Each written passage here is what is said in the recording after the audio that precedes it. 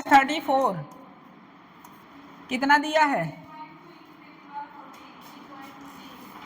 8.2 photon की frequency है 14 minus 3.3 into 10 power 14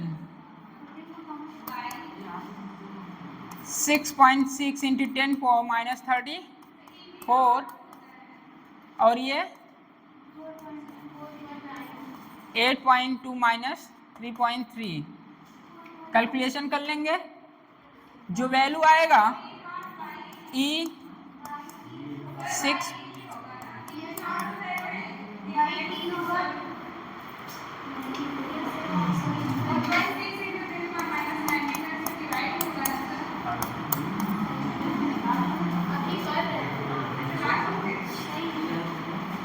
कितना आएगा? 4.9 stopping potential 6.6 into 10 power minus 34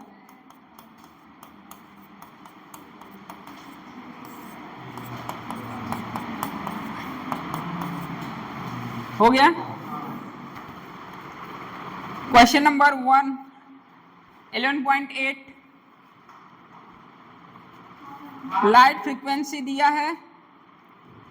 light का फ्रीक्वेंसी मतलब फोटॉन की फ्रीक्वेंसी दी हुई है। Incident on metal surface electron with a maximum speed. Maximum speed आया मतलब के मैक्स आया है। और ejected from the surface what is the threshold frequency of. बस एक ही इक्वेशन है आइंस्टीन जी का, यही काइनेटिक एनर्जी E माइनस हो जाएगा 11.9 हो जाएगा, बताएं 11.9 11.10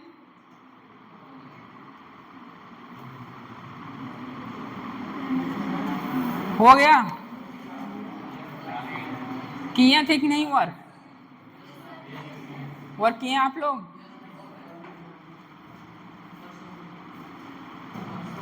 परसों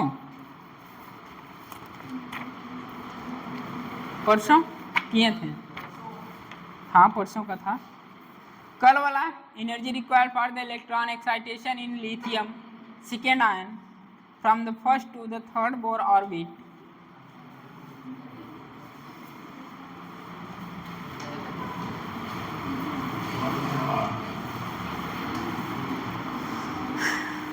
कल जो क्वेश्चन दिए थे लास्ट क्लास में,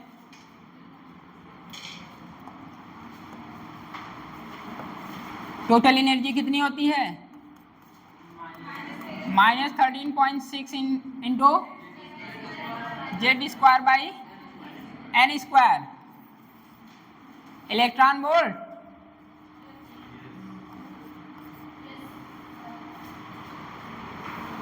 लिथियम आयन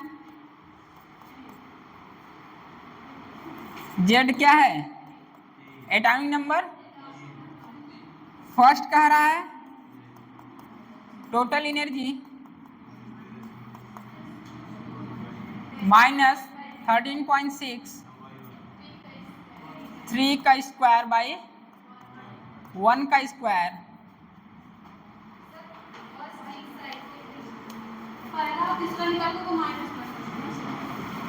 ठीक है, कितना आएगा? माइनस 122.4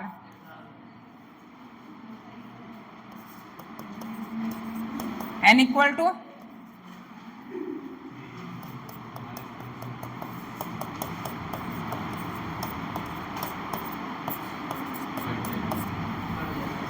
कितना आया? एक्साइटेशन एनर्जी पूछा है E2 माइनस E1।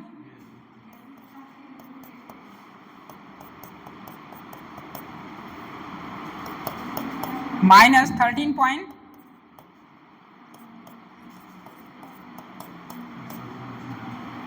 कितना आएगा 108.8 इलेक्ट्रॉन वोल्ट।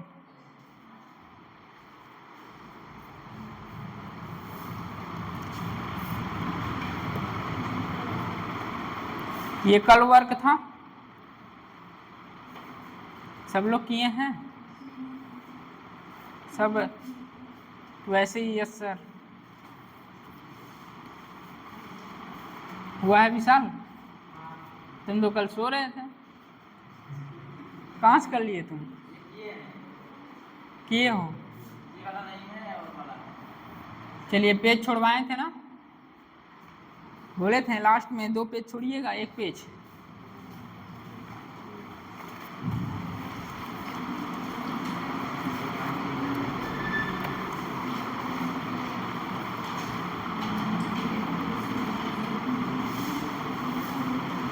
क्वेश्चन लिखिए।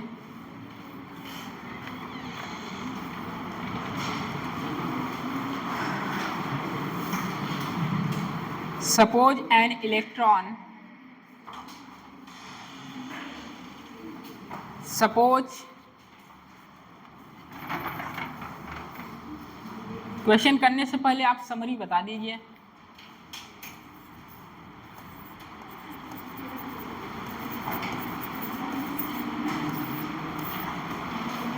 बोर का पहला बताइए। बोर पोस्टुलेट, बोर पोस्टुलेट जो पढ़ा के आए हैं,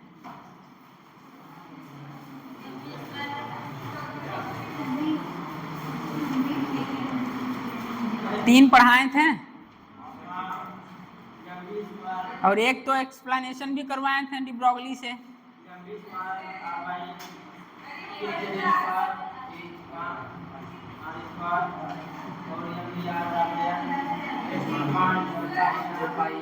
चलिए ठीक है, सबसे पहले रेडियस बताइए।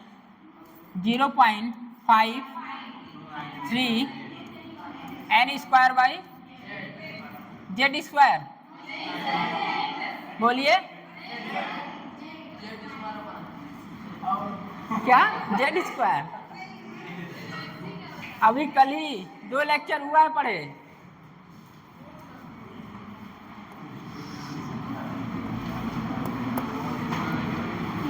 यही हो ना, क्लास में ही हो। वेलोसिटी माइनस की प्लस जेड बाई एन।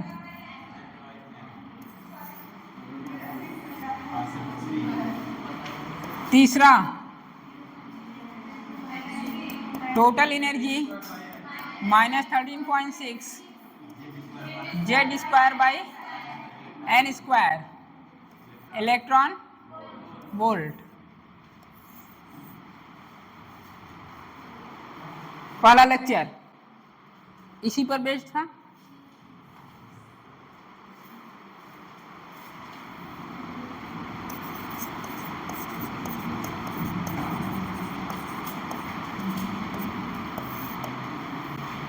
बताइए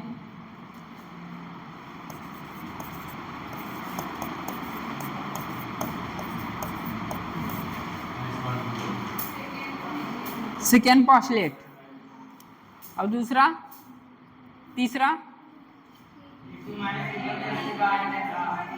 एनर्जी।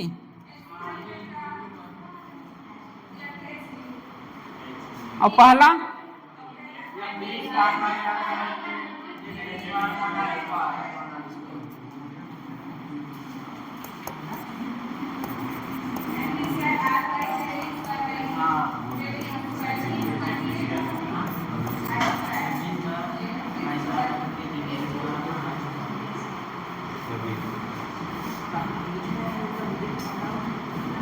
बस इतना ही था, इतने में कंप्लीट हुआ है चैप्टर।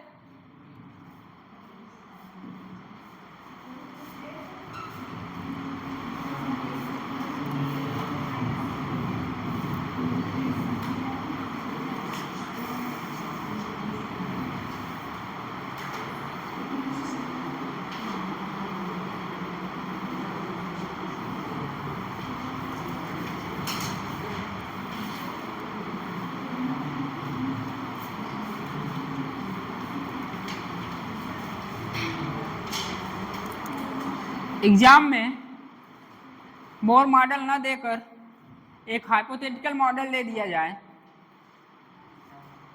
और फोर्स कूलाम्बिक फोर्स के बराबर न हो, कोई अलग फोर्स हो,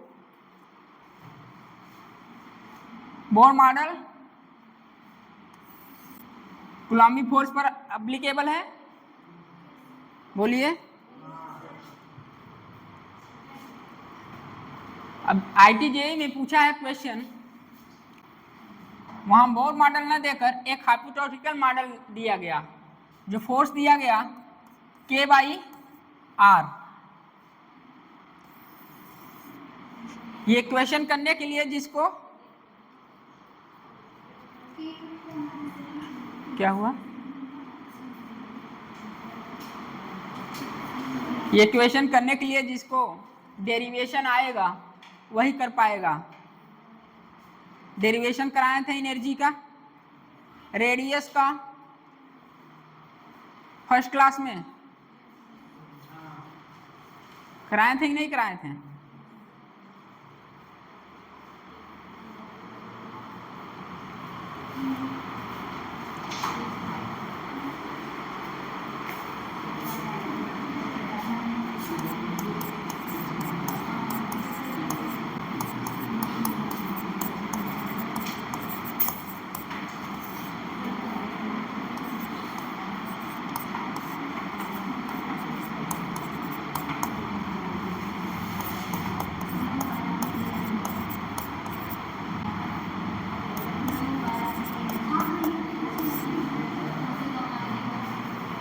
रटा रटाया फार्मूला नहीं लगेगा, ठीक है।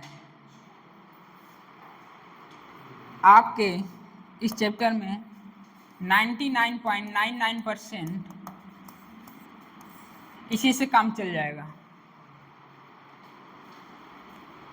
एनसीईआरटी में जो है 99.99% इतना जो पढ़ाया गया है इससे कवर हो जाएगा। बट कभी हाइपोथेटिकल मॉडल दे दिया जाए, बोर मॉडल ना कहा जाए, उसके लिए आपको डेरिवेशन आना जरूरी है।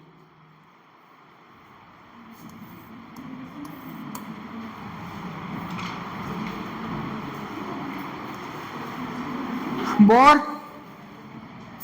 सेकेंड नियम क्या है? mv/r equal to NH/2π। और किसी ऑर्बिट में जब इलेक्ट्रॉन चक्कर लगाता है या सर्कुलर ऑर्बिट में सेंट्रीपिटल फोर्स लगता है, तो यहाँ हाइपोथेटिकल मॉडल जो इन्होंने दिया वो एक सर्कुलर ऑर्बिट था, ठीक है। सर्कुलर ऑर्बिट में जो फोर्स सेंट्रीपिटल फोर्स लगेगा इस फोर्स के इक्वल होगा। पहले क्वेश्चन लिखिए तब समझ में आएगा।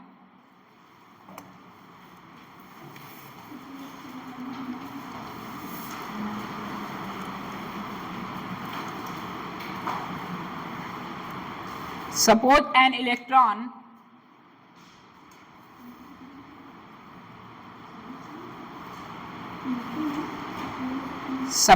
an electron is attracted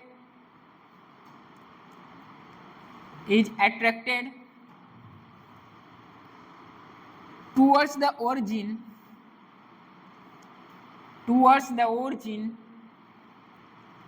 by a force toward the origin मतलब सेंटर की ओर, toward the origin by a force K/R by a force K/R where K is a constant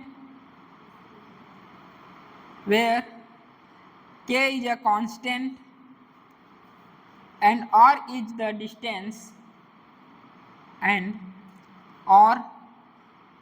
distance of the electron from the origin by applying Bohr model to the system, to this system from the origin, full stop, by applying Bohr model to this system, comma, the radius of the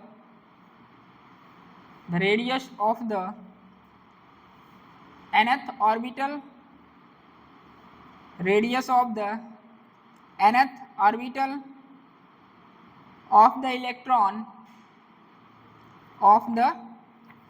electron is found to be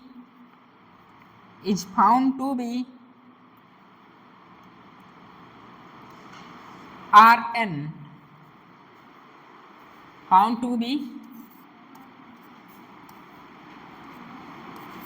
Rn, इस तरह board पर लिखा है।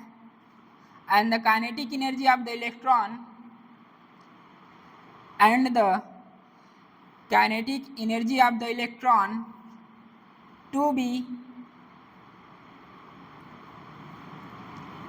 to be Tn, kinetic energy of the electron Tn,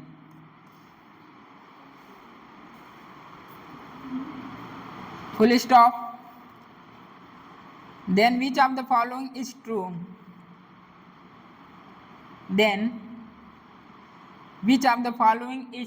Question mark.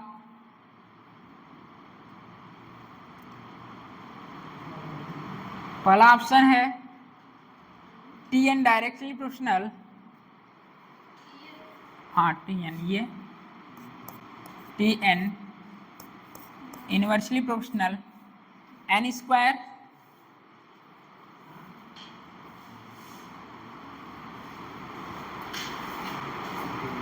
comma Rn directly proportional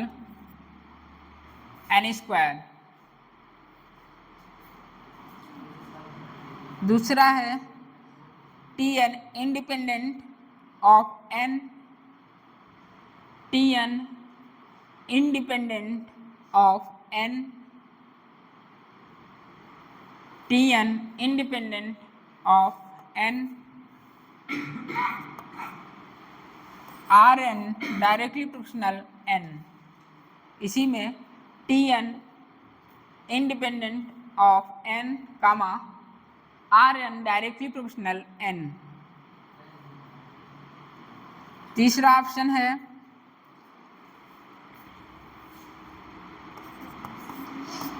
Tn inversely proportional n, Rn directly proportional n।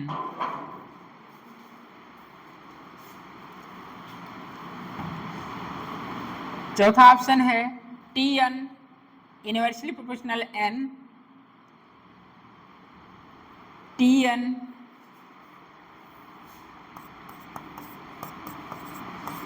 Inversely proportional n, Rn directly proportional n square.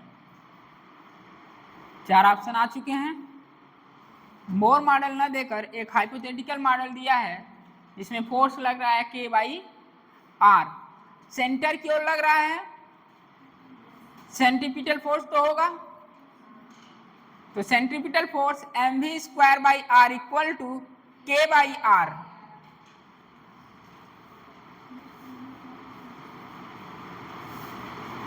आपके 100% में से 99% Bohr model से question हो जाएंगे। But कभी Bohr model ना दिया जाए, एक ऑर्बिट दिया जाए और उसमें फोर्स लग रहा है K/R, हाइपोथेटिकल मॉडल है, ओरिजिन की तरफ फोर्स लग रहा है, तो सेंट्रीपिटल फोर्स एक्वायर होगा, तो सेंट्रीपिटल फोर्स बैलेंस करेगा K/R को। बोलिए, उसके बाद बोर्स सेकेंड पोस्टुलेट mv और इक्वल टू NH/2 पाई करेंगे कोशिश। डेरिवेशन बताए थे कुछ ऐसा।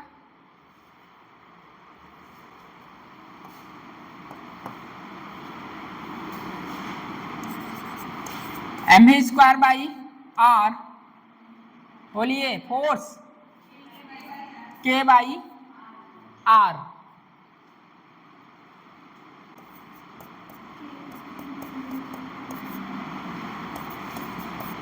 वन बाई टू से गुना करने पर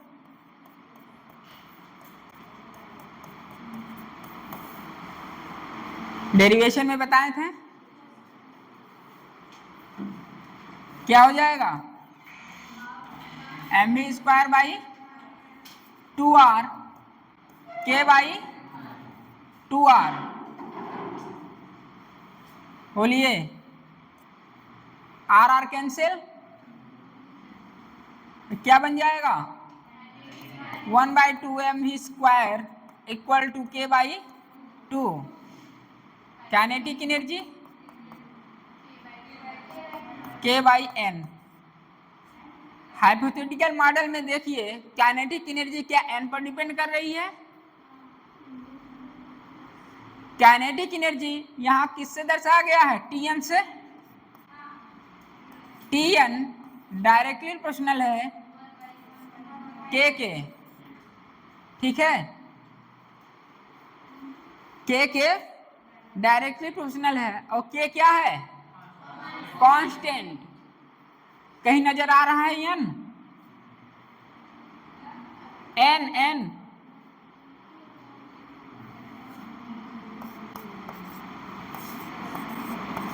लिख सकते हैं kinetic energy independent of n। कहीं n दिख रहा है क्या किसी को,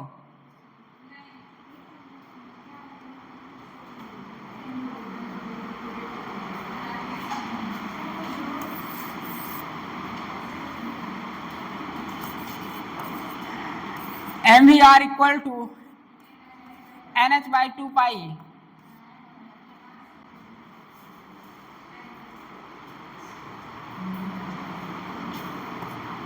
कुछ सोच पा रहे हैं,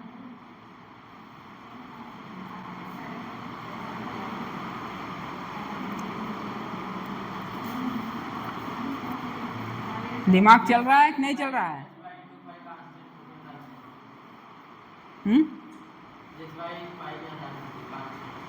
कांस्टेंट होगा। हाइपोथेटिकल ऑर्बिट है, जो फोर्स लग रहा है सेंटर की तरफ लग रहा है, ओरिजिन की तरफ लग रहा है, तो सेंट्रीपिटल फोर्स उसे बैलेंस करेगा। हाफ प्रोपोर्शनल n, बोलिए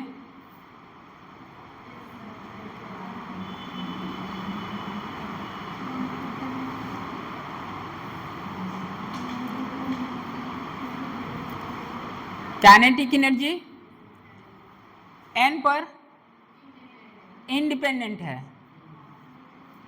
और रेडियस डायरेक्टली कि इनवर्सली, बोलिए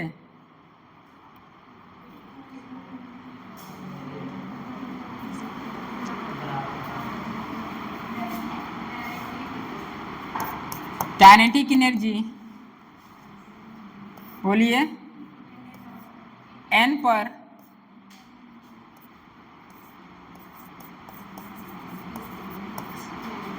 नहीं कर रहा है,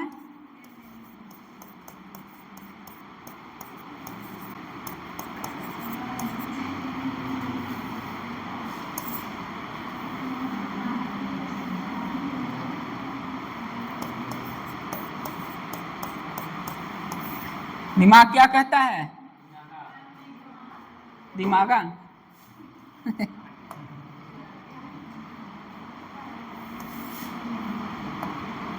दिमाग लगाइए, है वही तो नहीं है ना।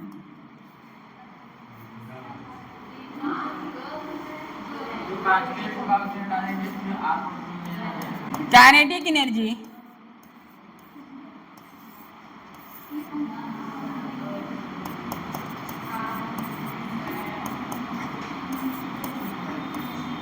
तो वेलोसिटी भी क्या होगा, इंडिपेंडेंट। यहां आइए, आर क्या होगा,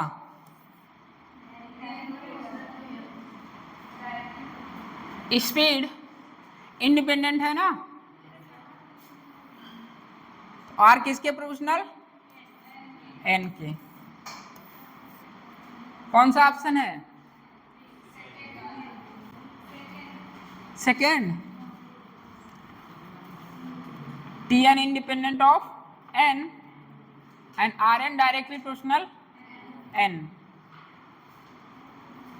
IIT-JEE का क्वेश्चन है, ये सब क्वेश्चन रैंक दिलाते हैं, ठीक है। थोड़ा सा हटके है, आपका 99% तो वहीं से हो जाएगा, जो बच्चा 0.1% यहाँ से करा दिए, कुछ छूटे ना, डायरेक्टली आ सकता है, डाटा भी चेंज नहीं होता है, ठीक है।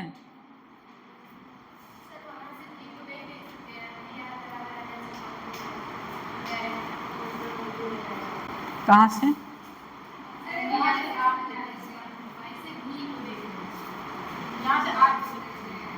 तो यहाँ दो वेरिएबल हो जाएंगे ना, वी और एन, आर, वी और आर।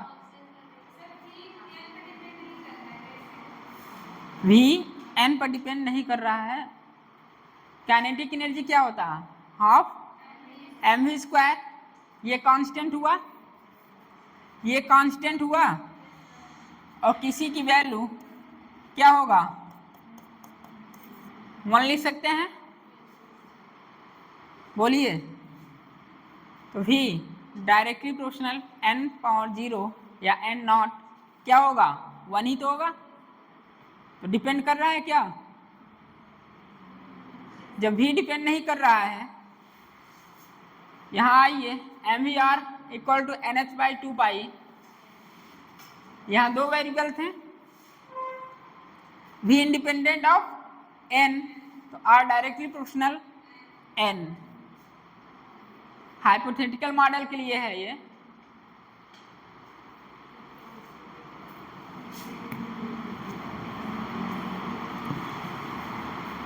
नोट करिए क्या है,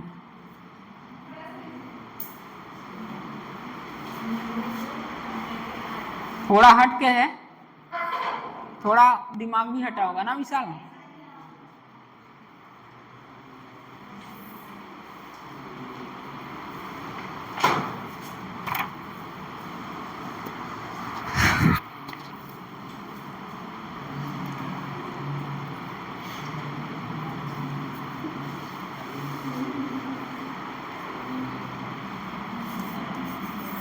पहला है,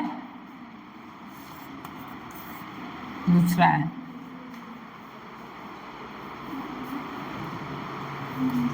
क्या हुआ सनी, हाँ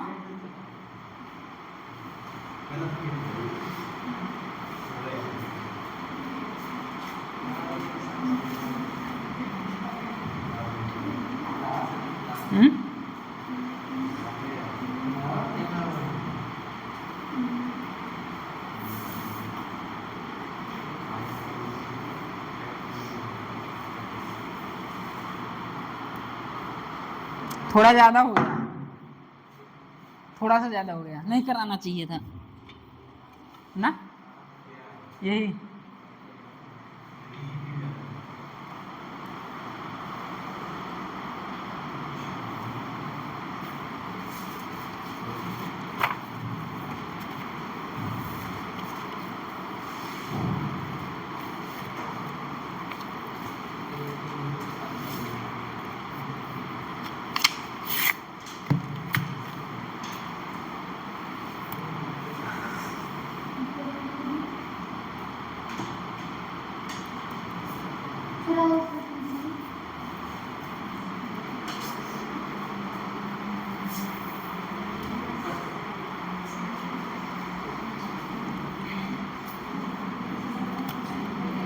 क्या हुआ, नोट नहीं कर रहे हो,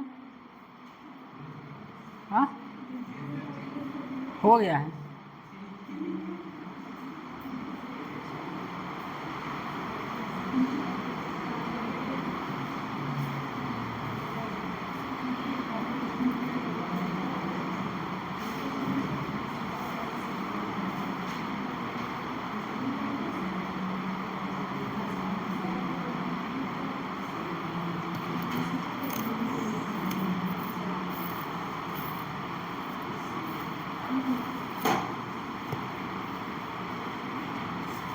फिर से बताना है।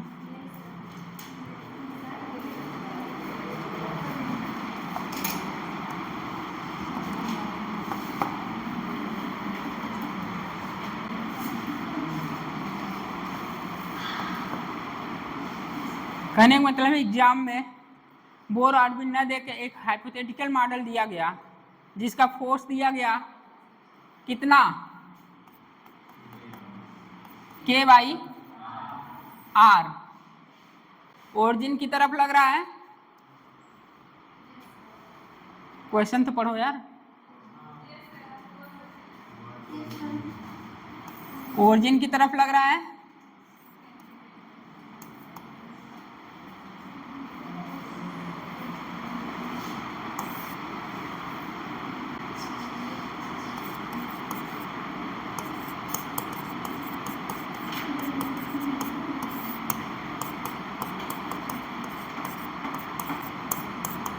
जिस तरह बोर मॉडल में कूलम्ब्स आता था उसी तरह यहाँ क्या आ रहा है हाइपोथेटिकल में, K बाई R। ये तो हर जगह रहेगा। सेंट्रीपिटल फोर्स बोर्स में क्या था, Coulomb's K Q1 Q2 by R square, but यहाँ क्या है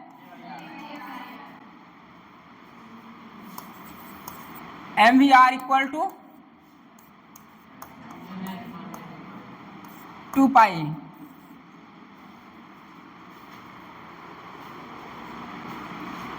पिछले क्लास में बताए थे 1/2 से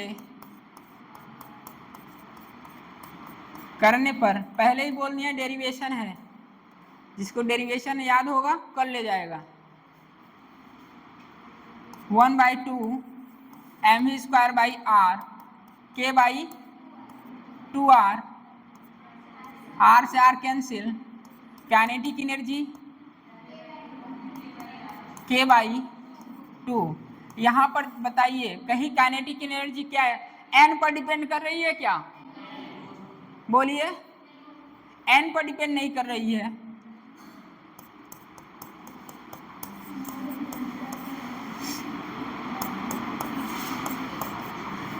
n पर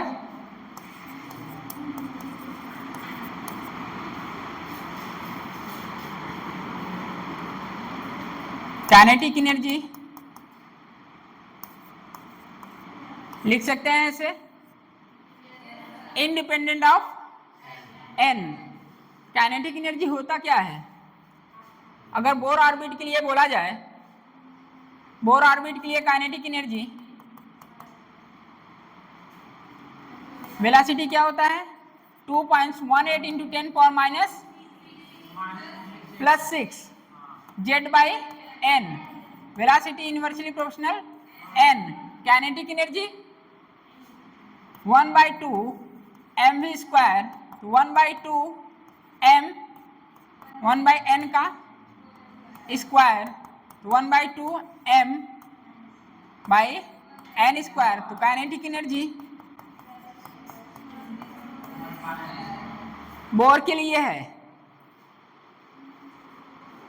यदि ऐसा बोलता बोर के लिए क्या आता काइनेटिक एनर्जी इनवर्सली प्रोपोर्शनल यानी स्क्वायर, बट यहाँ बोर मॉडल न देकर एक हाइपोथेटिकल मॉडल दिया है जो फोर्स लग रहा है K बाई R। आप इस तरह करेंगे काइनेटिक एनर्जी क्या n पर डिपेंड कर रही है, नहीं कर रही है। तो हाफ mv स्क्वायर क्या वेलोसिटी करेगा, नहीं करेगा।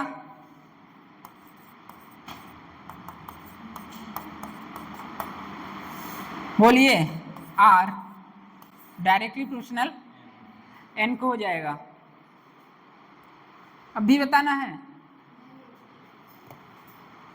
बोरिंग था, बोरिंग नहीं था, थोड़ा दिमाग लगाना था इसलिए बोरिंग था। जिसमें भी दिमाग लगाना रहता है वो बोरिंग ही है, इसीलिए तो हम मैथ नहीं लेते हैं, इसीलिए भगे हो ना मैथ से। क्यों, ये आता ही नहीं, कब 1/2 से गुणा करना है कब किस पे डिपेंड करेगा, आता ही नहीं था।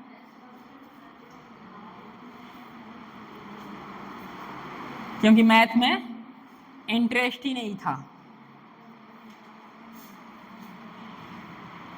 आगे हेडिंग क्या थी, न्यूक्लियर फिजिक्स।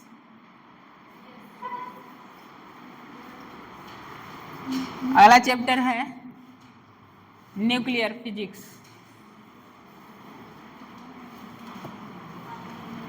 यही दो क्वेश्चन बताने थे आपको, एक लिथियम वाला और एक आईटी का था, जो हाइपोथेटिकल मॉडल यदि दे दिया जाए तो आप कैसे उसे उस क्वेश्चन को ट्रीट करेंगे, कैसे सोच पाएंगे। ठीक है, क्या नाम है, अभिषेक, क्या हुआ, बहुत हंस रहे हैं। हाँ छोड़ दीजिए।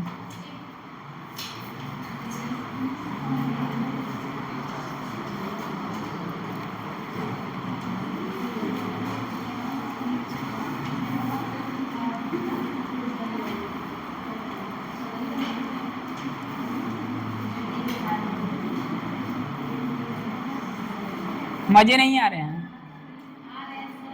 तो बातें क्यों कर रहे हैं आप लोग।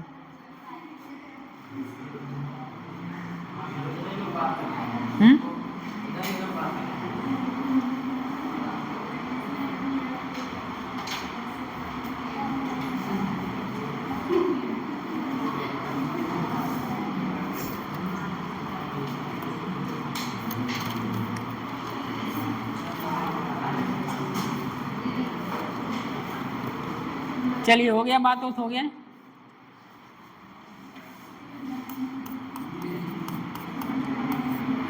Nuclear physics. सबसे पहले हम बताएंगे रिप्रेजेंटेशन।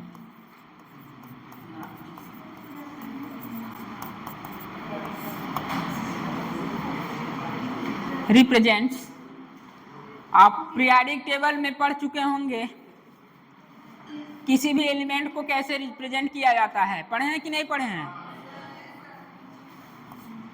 एक्स ए जेड, यहाँ जेड क्या है,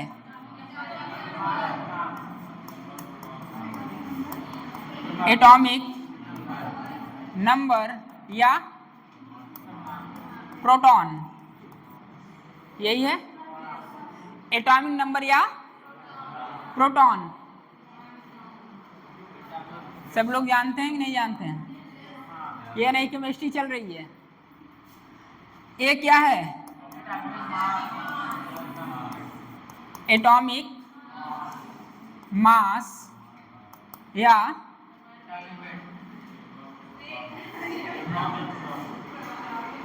एटॉमिक मास, इलेक्ट्रॉन प्लस प्रोटॉन,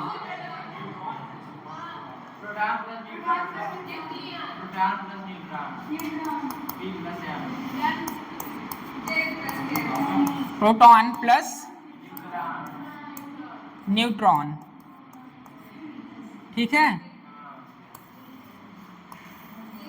किसी भी एलिमेंट को रिप्रेजेंट करने के लिए ए एक्स पावर ए जेड, तो जेड क्या है, एटॉमिक नंबर मतलब प्रोटॉन, ए एटॉमिक मास जिसे हिंदी में कहते हैं परमाणु भार,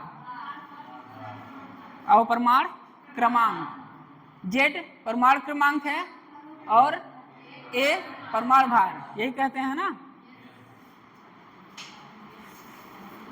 atomic mass proton plus neutron,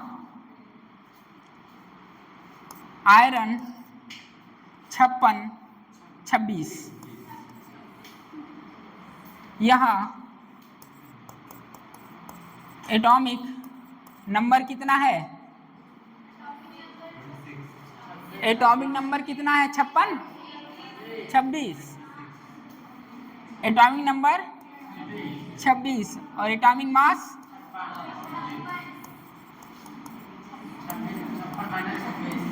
पूरे चैप्टर में चलेगा ये आचान पहचान। ठीक है। एटॉमिक मास कितना? 56। न्यूट्रॉन पूछेगा तो नंबर ऑफ न्यूट्रॉन क्या होगा?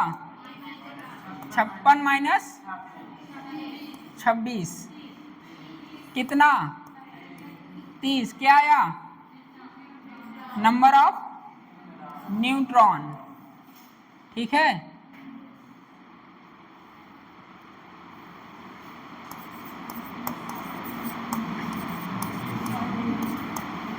नंबर ऑफ न्यूट्रॉन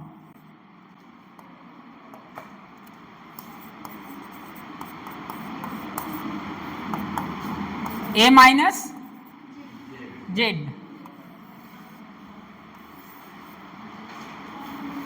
ऐसे ही किसी एलिमेंट को रिप्रेजेंट करते हैं आप लोग? करते हैं कि नहीं करते हैं? करते हैं।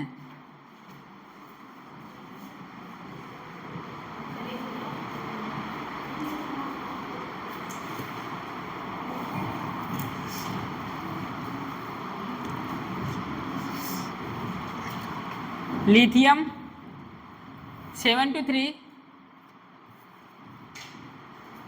जैसे 56-26 आयरन को रिप्रेजेंट कर रहे हैं। एटॉमिक नंबर कितना?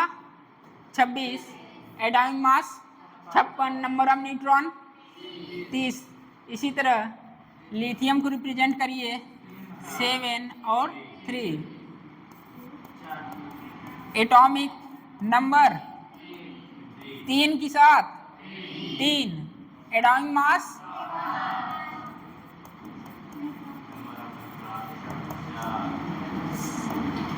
Atomic mass 7। Number of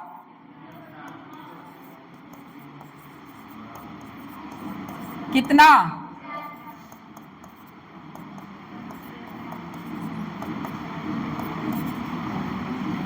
number of neutron हुआ।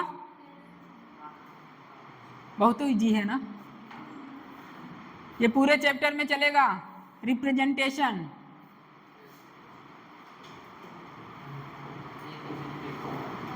नोट करिए।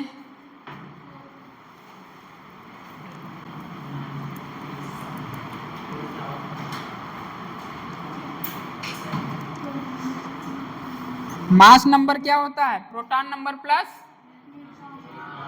Neutron number.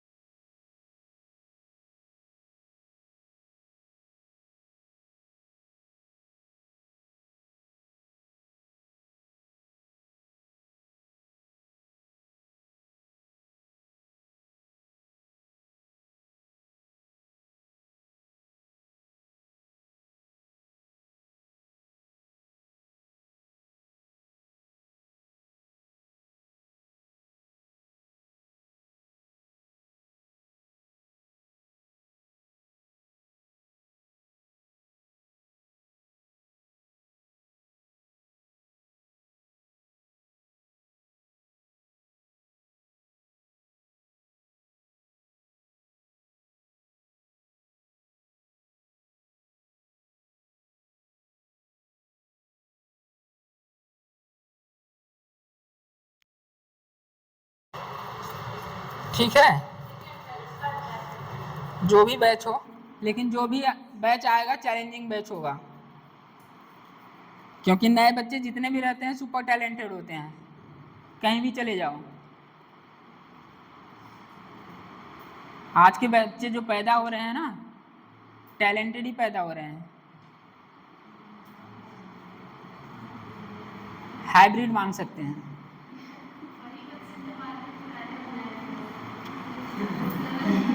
क्या हो जाएंगे? पुराने।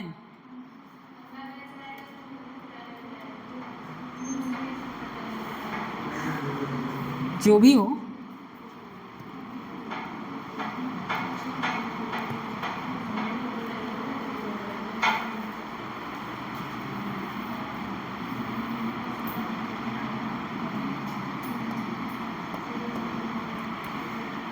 पढ़ क्या रहे हैं?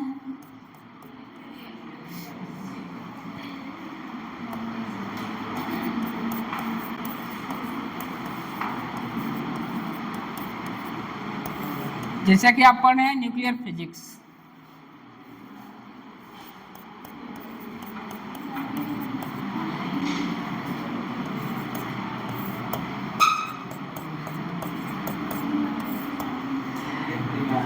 न्यूक्लियर परिवार। न्यूक्लियर परिवार में कितने मेंबर होते हैं? बोलिए। जैसे कि न्यूक्लियर फिजिक्स आप पढ़ रहे हैं, तो न्यूक्लियस परिवार में कितने मेंबर रहते हैं? 3 मेंबर। कितने मेंबर रहते हैं? किसी भी न्यूक्लियस में कितने मेंबर रहते हैं? 2 मेंबर, प्रोटॉन और न्यूट्रॉन। प्रोटॉन और neutron.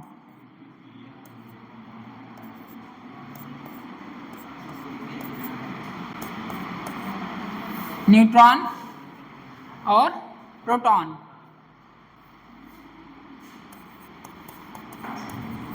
Atomic mass, neutron plus proton. बोलिए।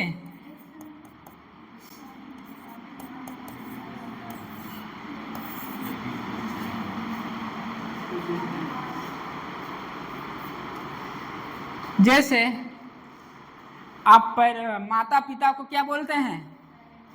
पेरेंट्स। उसी तरह प्रोटॉन और न्यूट्रॉन्स को क्या बोलेंगे? न्यूक्लियॉन्स। न्यूक्लियॉन बोलेंगे।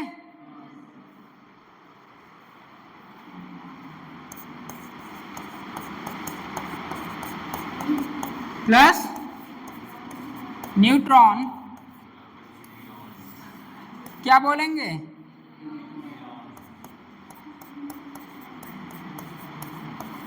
न्यूक्लियॉन्स।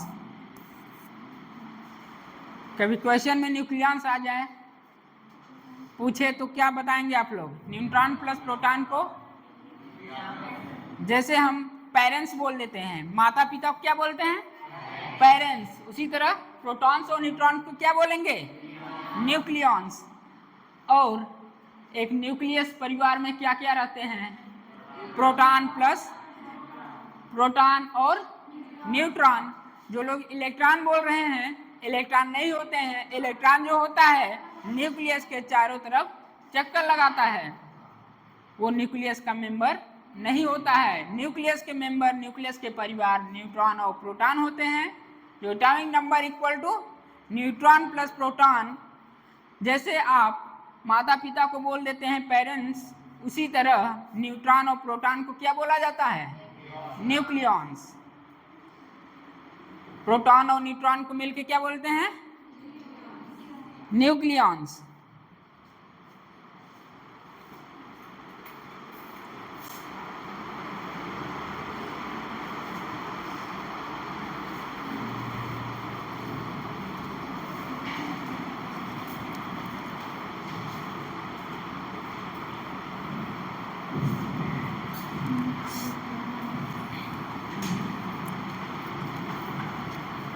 न्यूक्लियॉन्स का मास न्यूक्लियस का मास कितना होगा? n plus n।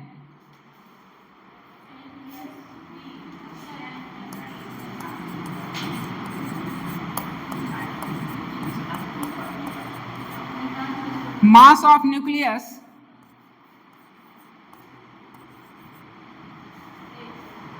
ma। जैसे कि कोई बस है, उस बस का मास कितना है? ये पूरा न्यूक्लियस है, इस पूरे न्यूक्लियस का मास क्या है? a है। बट इसमें जैसे कोई बस है, उसका पूरा मास कितना है? a है, और उसमें बैठे 60 आदमी है, प्रत्येक आदमी का मास m है। तो उसी तरह पूरे न्यूक्लियस का मास क्या है? a है, और उसमें बैठे हुए m है, m into a, mass of nucleus ma।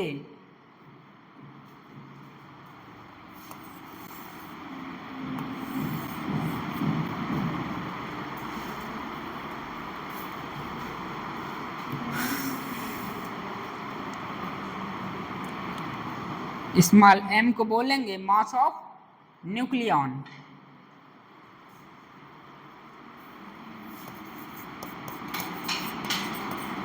Mass of nucleon.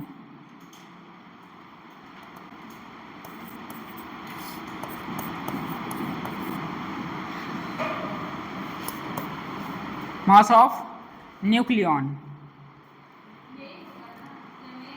हाँ m में होगा। मास ऑफ न्यूक्लियस ma, m को क्या बोलेंगे? Mass of nucleon.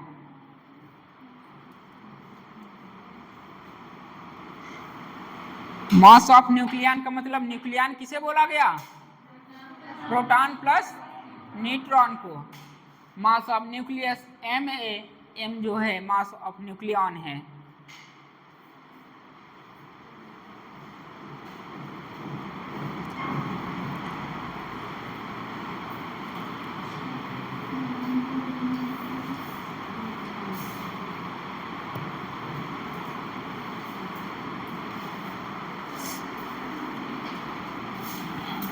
तीन टर्म आप लोग पढ़े होंगे केमिस्ट्री में।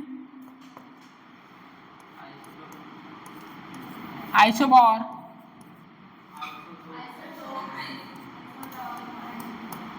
Isotope, isotone.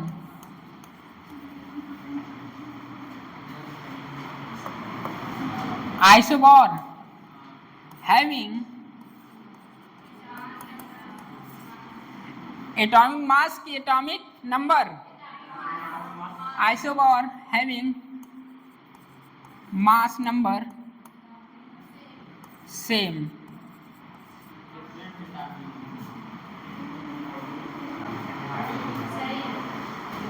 Isobar having mass number same. Isotope, isotope में क्या होता है?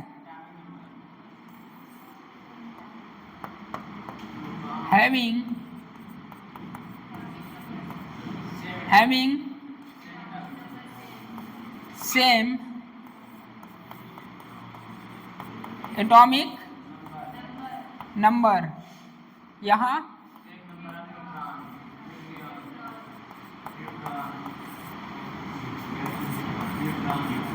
same number of neutron।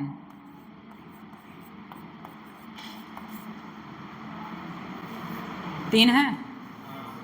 Having mass number same, mass number same होगा किसमें? आइसोबार में। आइसोटोप में atomic number same, isotone having same number of neutron. यही है definition. Isobar, isotope, isotones having mass number same, having atomic number same, neutron same. Neutron same होगा तो isotones, और atomic mass same होगा तो isobar, और atomic number same होगा तो आइसोटोप्स।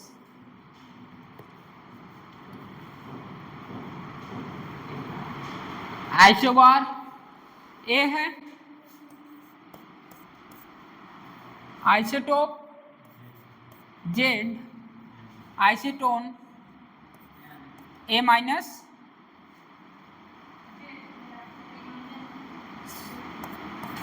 जेड, यही है ना।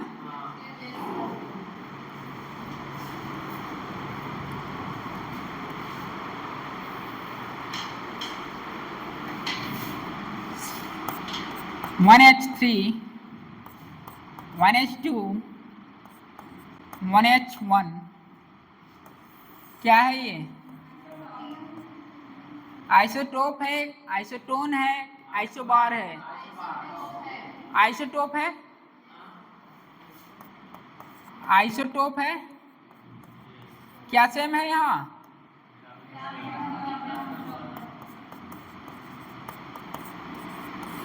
एटॉमिक नंबर सबके एक है, तो क्या हुआ? आइसोटोप। इसी तरह पहचानते हैं आप लोग।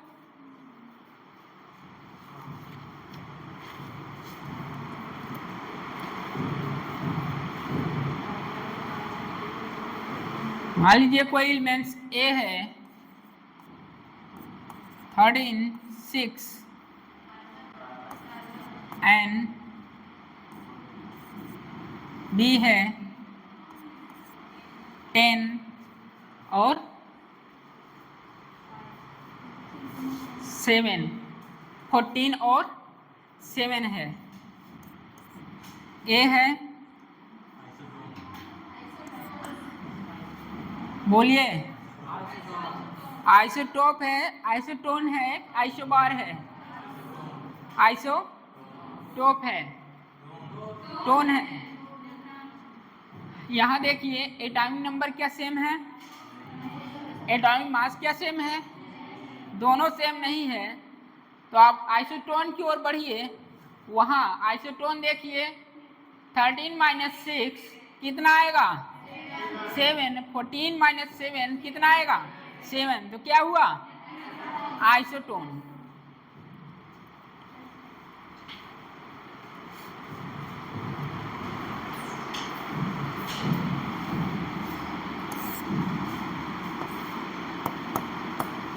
बोलिए, number of neutron 7 minus 13 minus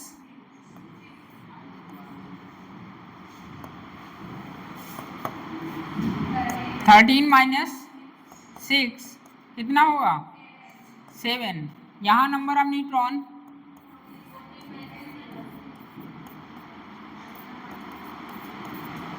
14 minus 7 क्या होगा? क्या सेम है?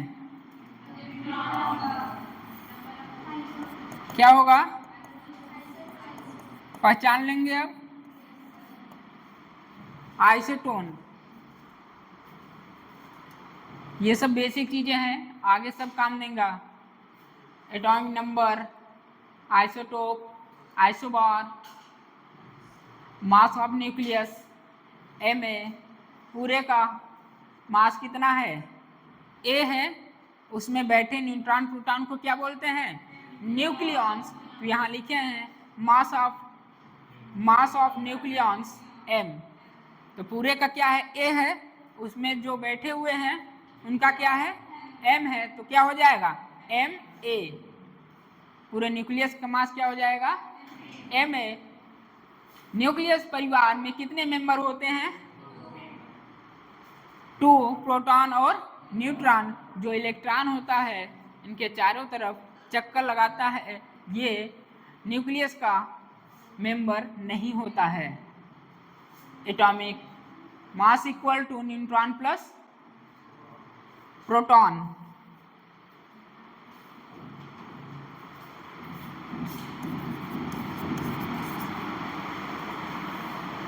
नोट करिए इसे।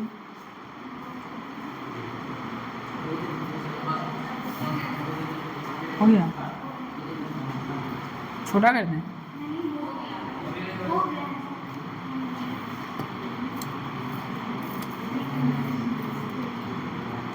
नंबर ऑफ न्यूट्रॉन सेम रहेगा तो आइसोटोन्स, एटॉमिक नंबर सेम रहेगा तो आइसोटोप, और एटॉमिक मास, यही है डिफिनेशन इनका। कोई एलिमेंट दे दिया जाए, प्रोटियम, ड्यूटेरियम और टाइटेनियम, क्या होते हैं? आइसोटोप। हेडिंग डालिए रेडियस ऑफ न्यूक्लियस। यहां से चैप्टर स्टार्ट होता है, रेडियस ऑफ न्यूक्लियस। अभी तो बेसिक चीजें चली हैं जो केमिस्ट्री में पढ़ पढ़ के आए हैं आप लोग।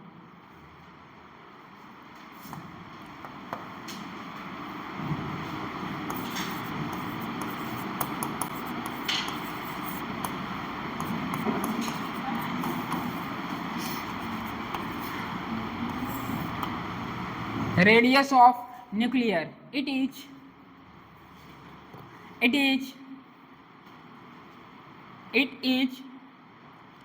found at radius of nucleus,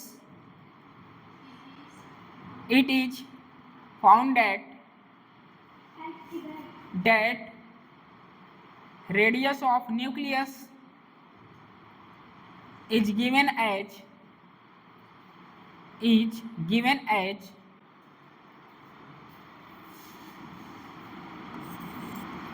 are directly proportional atomic mass का 1/3, यही होता है। R इक्वल टू, प्रोपोर्शनैलिटी हटेगा, क्या होगा? R0 a पावर 1/3, ठीक है। R0 क्या है? कांस्टेंट है। इसकी जो वैल्यू होती है 1.1 इंटू 10 पावर -15 मीटर, 1 फर्मी बोल सकते हैं।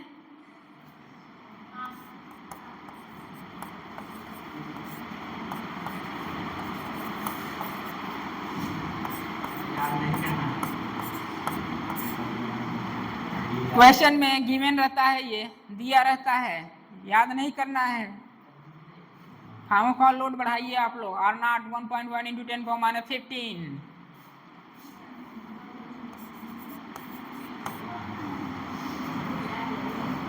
R equal to R0 a power 1/3, radius of nucleus.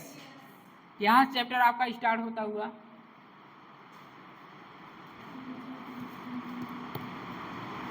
ए क्या है?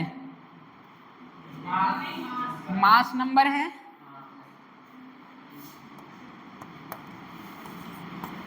ए क्या है?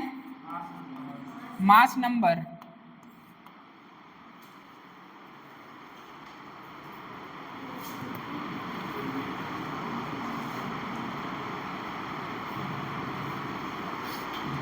रेशियो लेंगे इसका, ज्यादा क्वेश्चन में ये रेशियो ही पूछता है।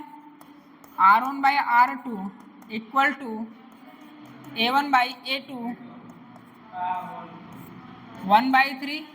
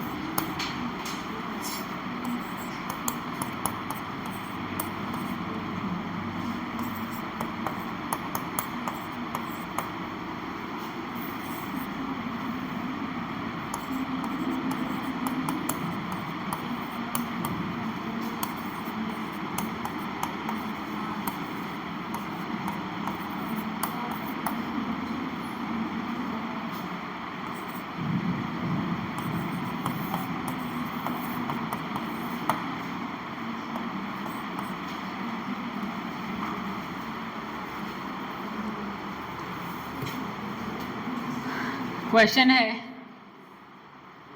एटॉमिक मास 164 दिया है, दूसरे का एटॉमिक मास 125 दिया है, रेडियस का रेशियो बताओ।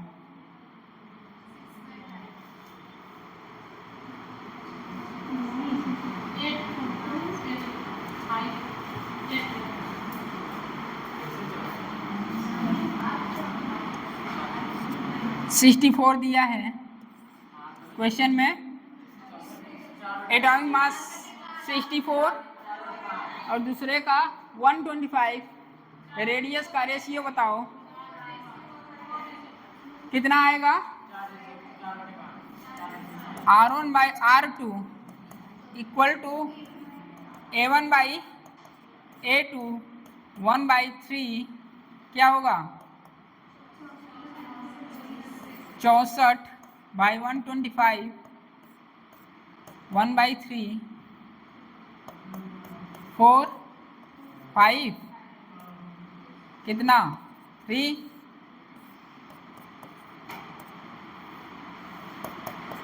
4/5 होगा,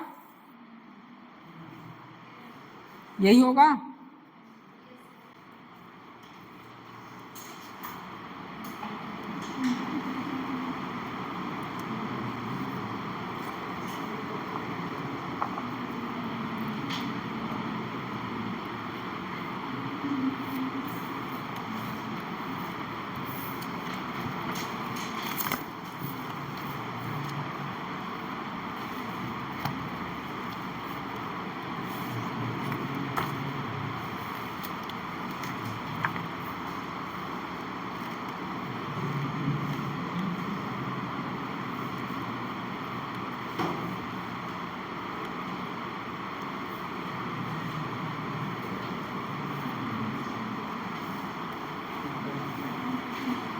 क्वेश्चन लिखिए,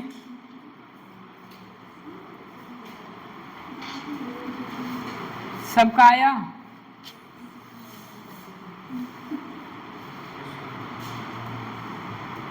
क्वेश्चन लिखिए, if the nuclear radius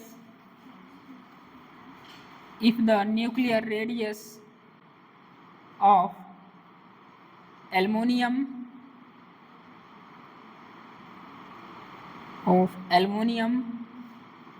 is 3.6 Fermi,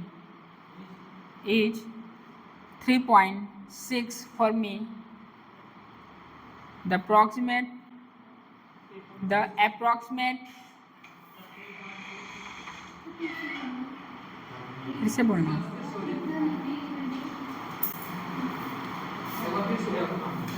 if the nuclear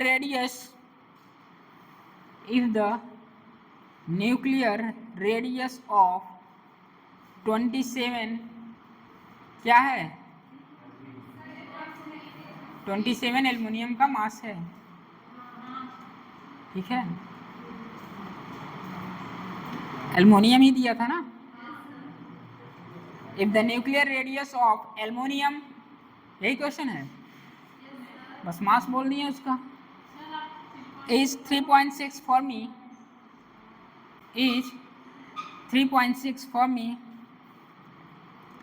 the approximate nuclear radius of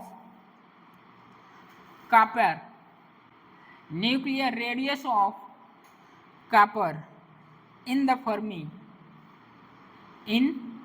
Fermi is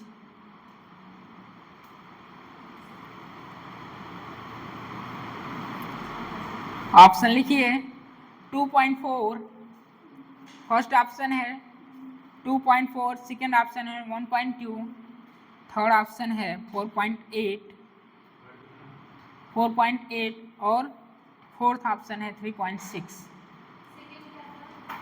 second है 1.2।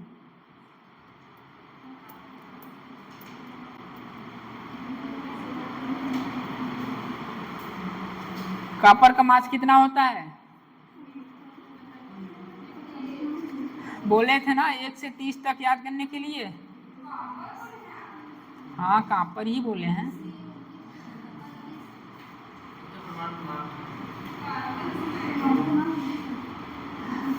कॉपर का मास होता है 64,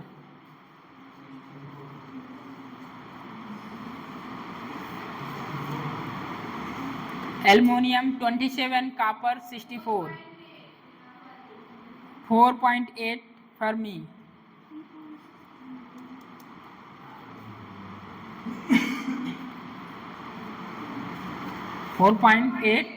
Fermi.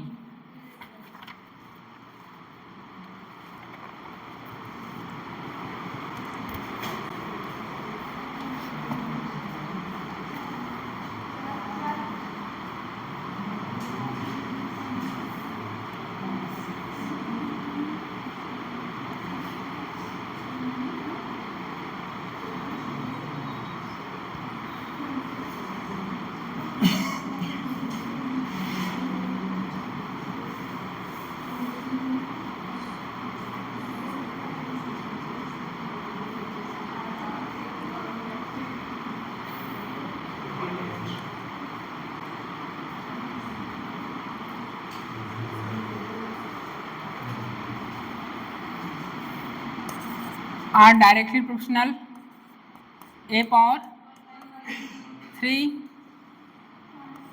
r of aluminium r of copper, aluminium copper 1/3, aluminium दिया है 3.6, कॉपर पूछ रहा है 3, 4, क्या होगा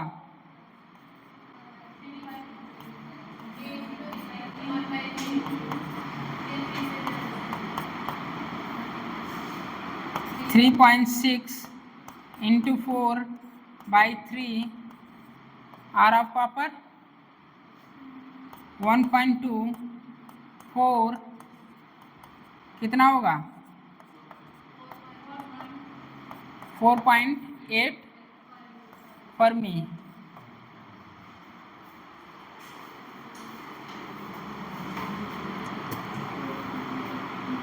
सबका हो गया, आगे लिखिए।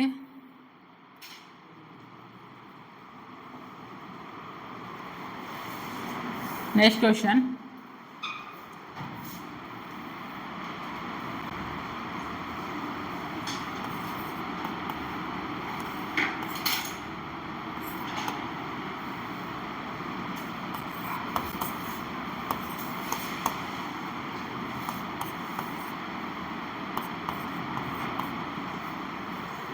एल्युमिनियम और ट्यूलेरियम, ऐसा कुछ है?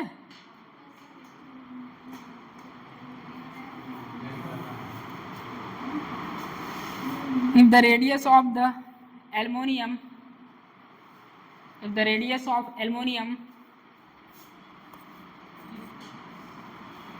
if the radius of aluminium, board पर लिखा है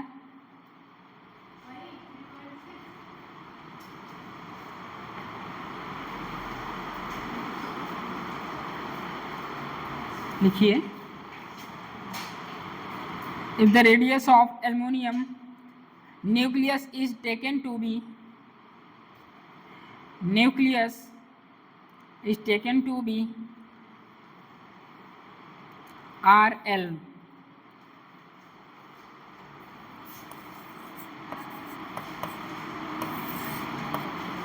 RL मतलब रेडियस दिया है एल्युमिनियम का, full stop. Then the radius of ट्यूलेरियम पूछा है, ये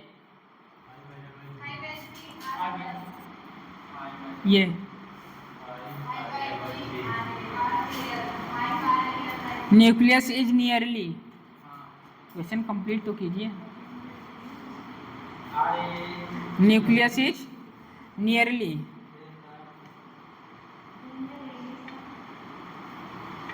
ऑप्शन फर्स्ट लिखिए 5/3 RL, 5/3 RL। दूसरा ऑप्शन लिखिए 3/5 RL, और तीसरा ऑप्शन लिखिए 13/53, 13/53 पावर 1/3 RL। और फोर्थ ऑप्शन है 53/13, 53/13।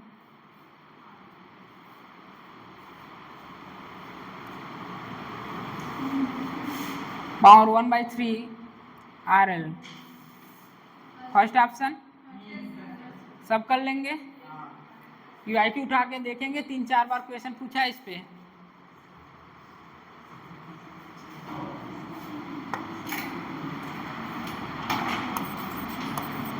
आर ऑफ एल्यूमिनियम और ऑफ कितना दिया है 27, 125,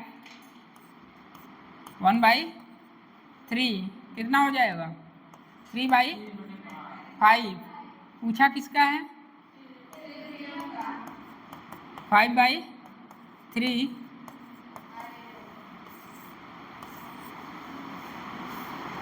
यही है, बोलिए। न्यूक्लियस का रेडियस क्लियर हुआ।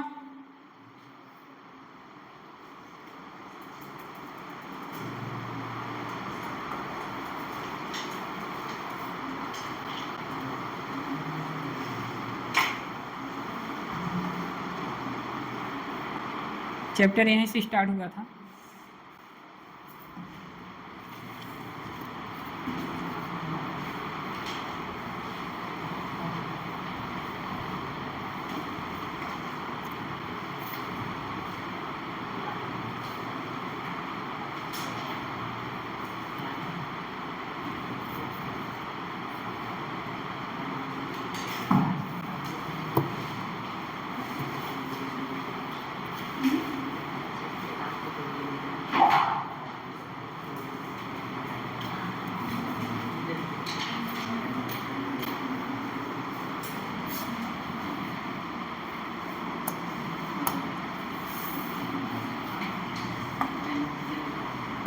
Density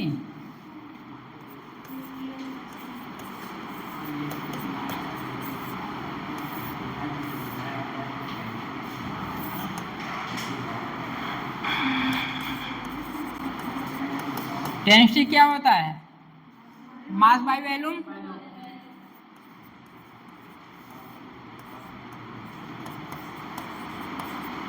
mass of nucleus, volume of nucleus, mass of nucleus Ma, volume 4/3 pi r cube. अभी अभी पढ़ा के आए हैं R = R0 A पावर 1/3। ठीक है, पुट कीजिए यहाँ Ma 4/3 पाई R0 का क्यूब और A, यही होगा।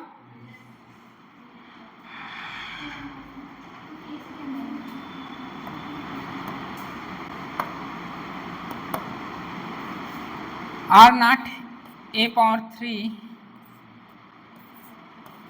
क्यूब होगा Ma 4/3 pi R0 cube A। Cancel, तो डेंसिटी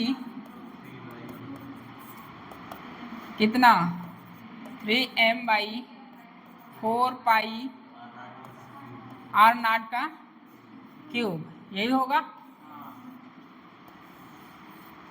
डेंसिटी देखिए एटॉमिक मास पर डिपेंड कर रहा है कि नहीं कर रहा है, बोलिए। डेंसिटी एटॉमिक मास पर डिपेंड नहीं कर रहा है, इंडिपेंडेंट ऑफ एटॉमिक मास।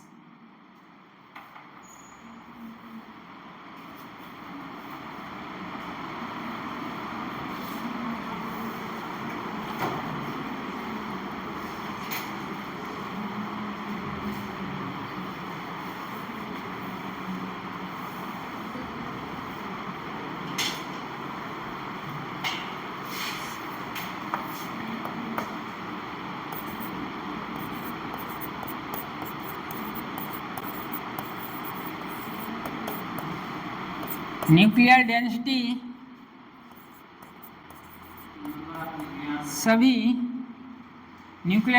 सभी एटम की सेम होती है।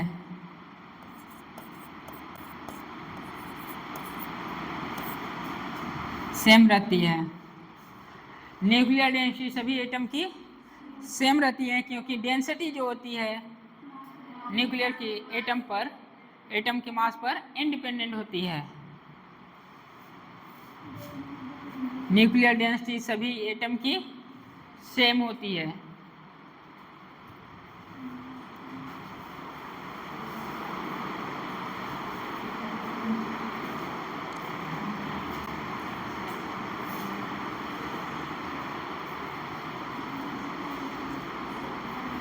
पढ़ाई कर रहे हैं कि नहीं कर रहे हैं? पढ़ाई हो रही है। अगला टेस्ट कब है? 20 को ना।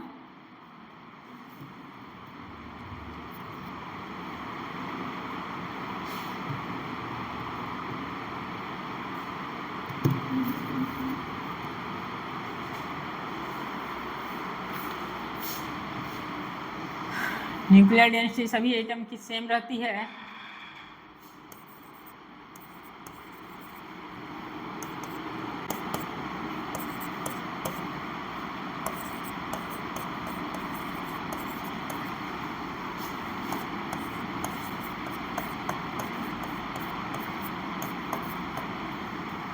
मास पर डिपेंड नहीं करती है।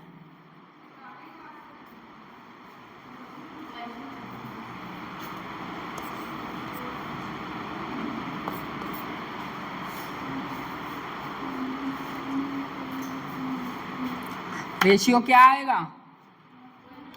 1:1।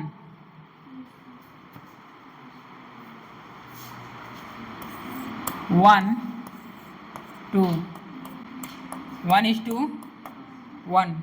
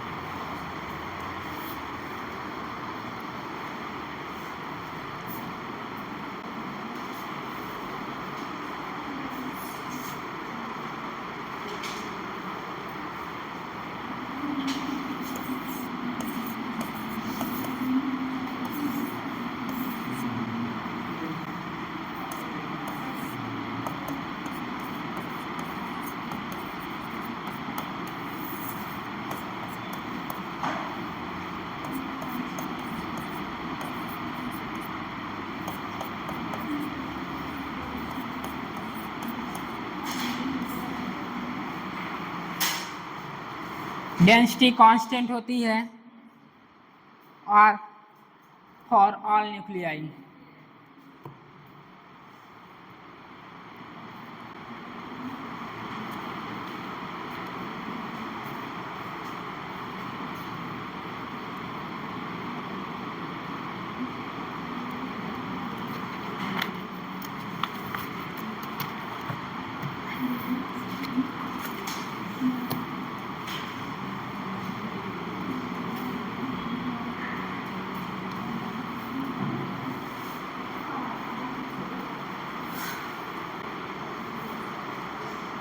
पूछेगा रेशियो ऑफ डेंसिटी ρ1 ρ2 क्या होगा?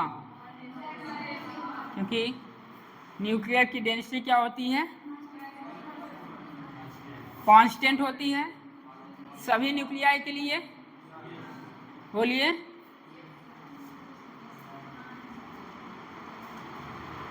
क्वेश्चन लिखिए।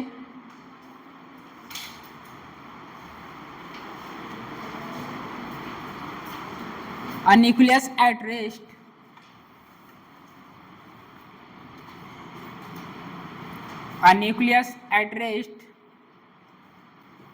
breaks, मतलब टूट रहा है nucleus, breaks into two nuclear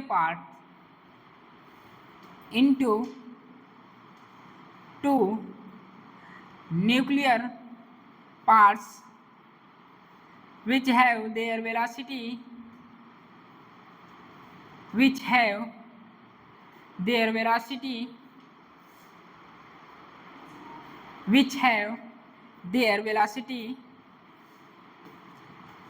ratio equal to their velocity ratio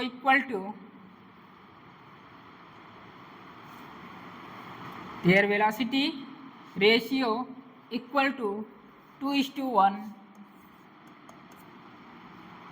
2:1. What will be the ratio of their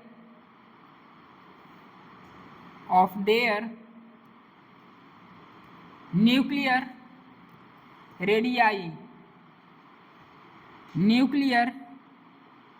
radii?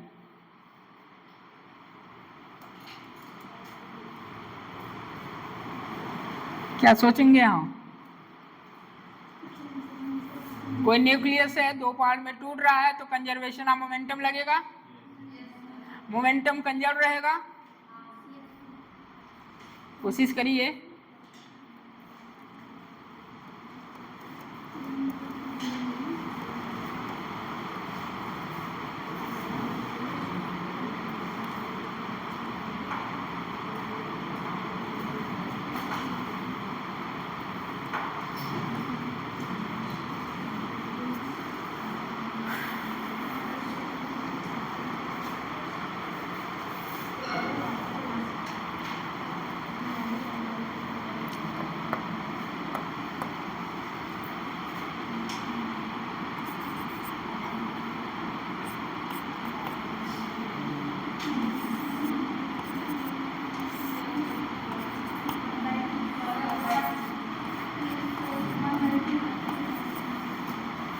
One by 2 power 1/3।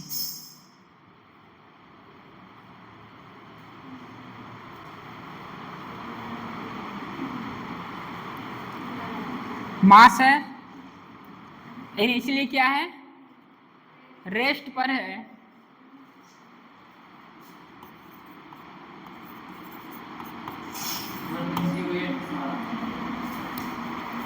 One ratio 8 और 1:8 आंसर आ चुका है।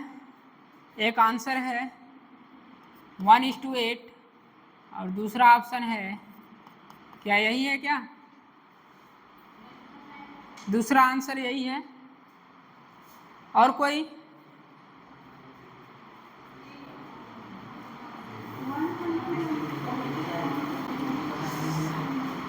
पहले तो न्यूक्लियस है जिसका मास m है, ब्रेक हो रहा है, दो भागों में जस्ट अपोजिट जाएगा, तभी तो मोमेंटम कंजर्व रहेगा। इक्वल एंड अपोजिट बोलिए। P initial equal to P final. P initial 0, P final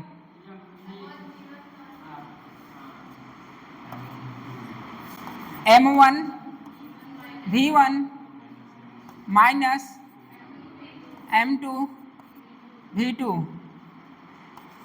M1 V1 M2 V2, M1 by M2 equal to V2 by V1। क्या स्पीड का रेशियो दिया है, velocity कितना दिया है? M1 बाई M2, यही ratio है। V1 बाई V2 दिया है 1/2, ये गिवन है ना। 2:1 दिया है, 2:1 दिया है। क्या आया? मास आया। अभी रेडियस पढ़ के आए आप लोग, R इक्वल टू A1/A2 बोल सकते हैं, बोलिए। R equal to R0 A power 1/3, तो R1/R2 A1/A2 पावर 1/3 कितना होगा 1/2 1/3, तो 1/2 पावर 1/3 कितना आएगा रेशियो?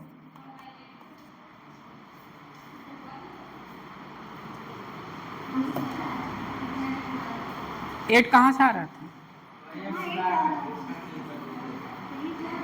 यही आ रहा था, बहुत सही, बधाई हो,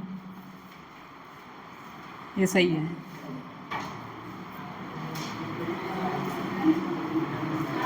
R1/R2 कितना आया 1:2 पावर 1/3।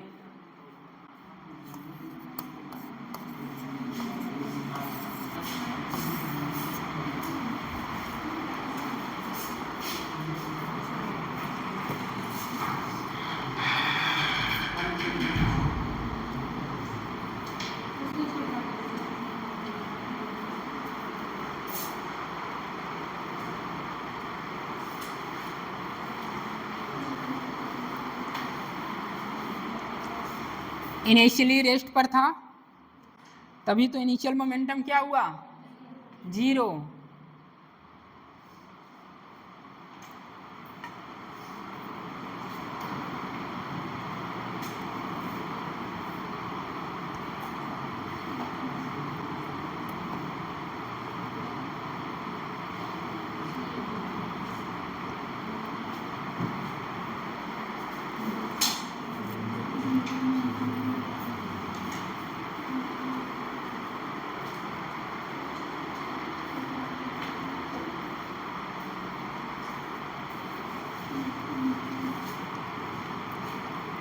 क्वेश्चन कर रहे हैं आप लोग?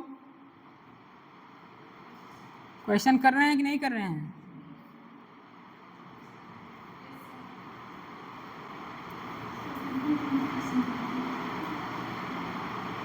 थर्ड क्वेश्चन हो रहा है, हो रहा है, ऊपर करें। मैं पूछ रहा हूँ थर्ड क्वेश्चन हो रहा है कि नहीं हो रहा है, आप ऊपर नीचे के चक्कर में पड़े हुए हैं।